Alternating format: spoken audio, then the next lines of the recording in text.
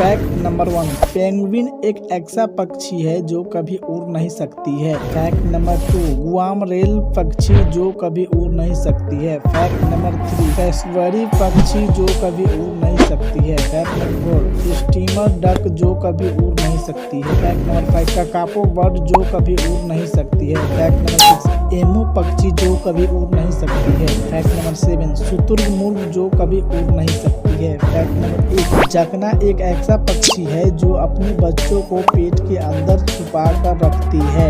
इसी तरह के अमेजिंग फैक्ट देखने के लिए हमारे चैनल को सब्सक्राइब और वीडियो को लाइक करें। मिलते हैं नेक्स्ट वीडियो में।